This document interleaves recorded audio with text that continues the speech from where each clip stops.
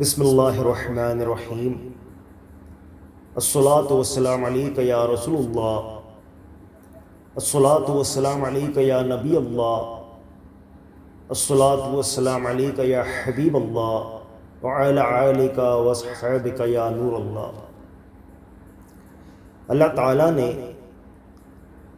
شیطان کو جب اپنی بارگاہ سے نکال دیا اور اسے مردود و ملعون کر دیا تو شیطان نے خدا سے کہا کہ مجھے قیامت تک کے لیے مہلت دے۔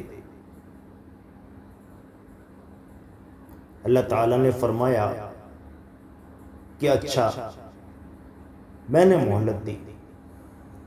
شیطان نے مہلت ملنے کا وعدہ لے کر پھر قسم کھا کر کہا کہ میں سیدھے راستے پر بیٹھ جاؤں گا، تیرے بندوں آدم کی اولاد کو چاروں طرف سے گھیر لوں گا، اس طرح ان پر سامنے سے بھی حملہ کر دوں گا، پیچھے سے بھی، اور ان کے داہنے اور ان کے بائیں سے بھی ان پر حملہ آور ہوں گا، اور انہیں تیرے شکر گزار بندے نہ رہنے دوں گا۔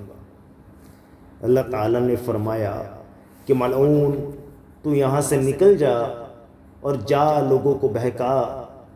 میرا بھی یہ اعلان ہے کہ جو تیرے کہے پر چلا میں اسے بھی تیرے ساتھ جہنم میں داخل کروں گا۔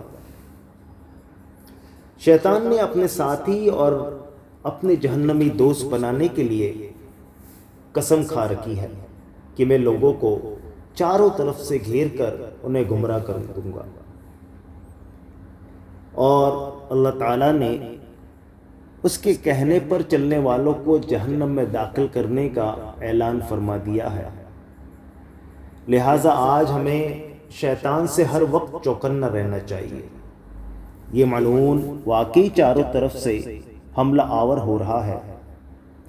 آگے سنیما، پیچھے تھیٹر، دائیں رقص، بائیں لہو لعب، الغرض چاروں طرف عریانہ و فحاشی، انانیت و غرور، بے باکی و عیاری، مکر و فریب، دھوکہ و چال بازی، آوارگی و ماٹھواری عام ہے،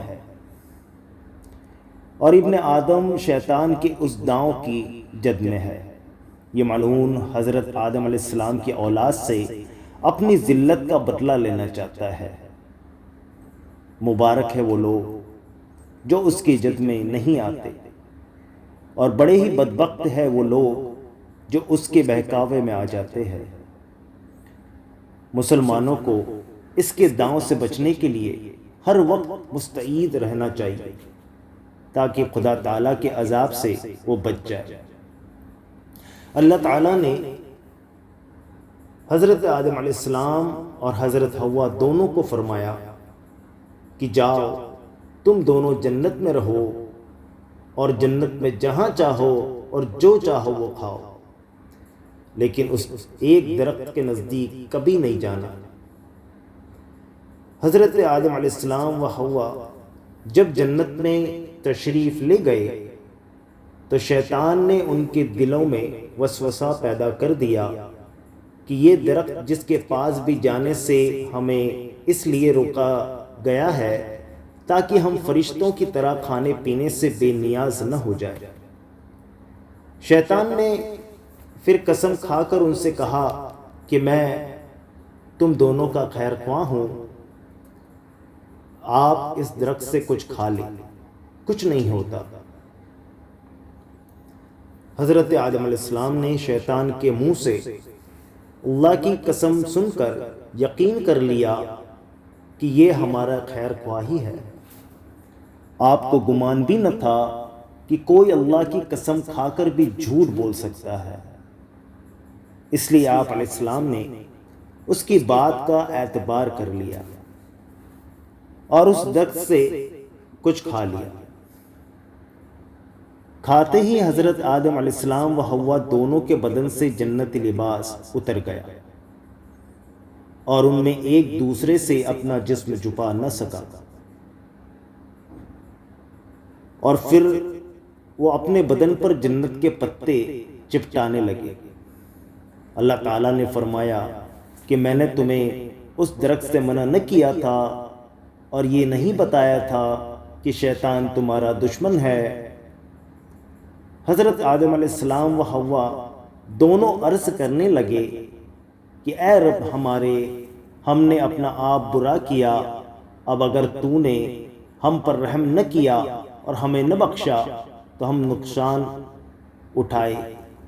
پھر آدم علیہ السلام نے اللہ تعالیٰ سے ان الفاظ سے دعا مانگی کہ اے اللہ، میں تجھ سے تیرے بندہ خاص محمد مصطفیٰ صلی اللہ تعالیٰ علیہ وسلم کے جاہ و مرتبہ کے طفیل میں اور اس کی کرامات کے صدقے میں جو انہیں تیرے دربار سے حاصل ہے مغفرت چاہتا ہوں۔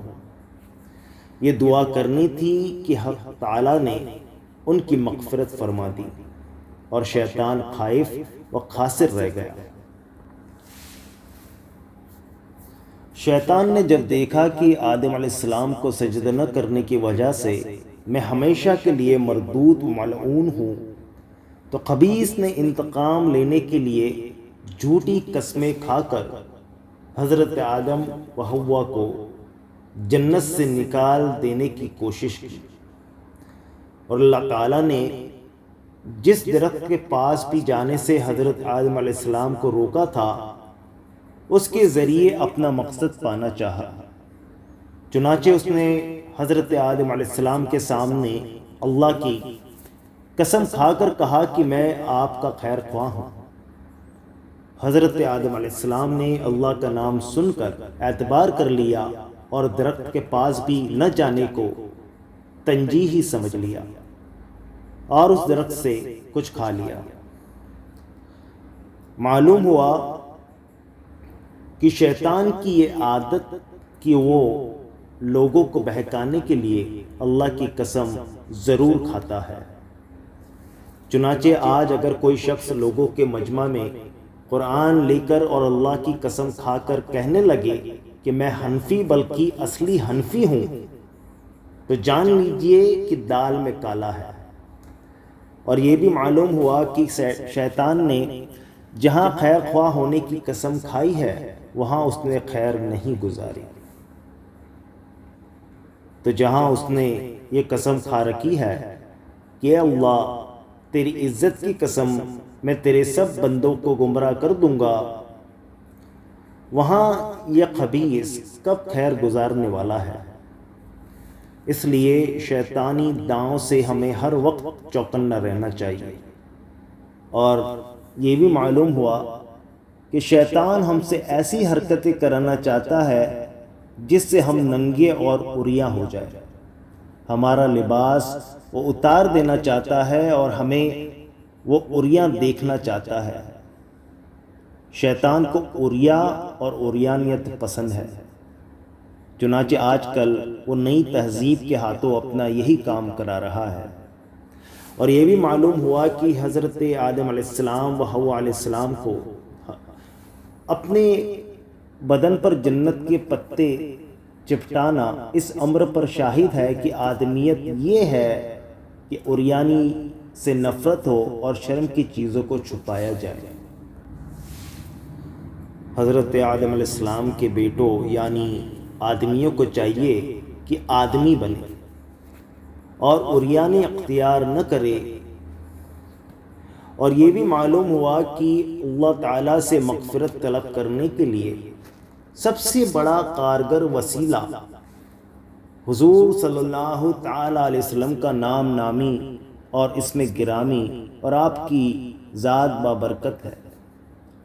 خدا تعالیٰ اپنے محبوب کے صدقے میں خطا معاف فرما دیتا ہے۔ وما علینا الا البلاغ المبین۔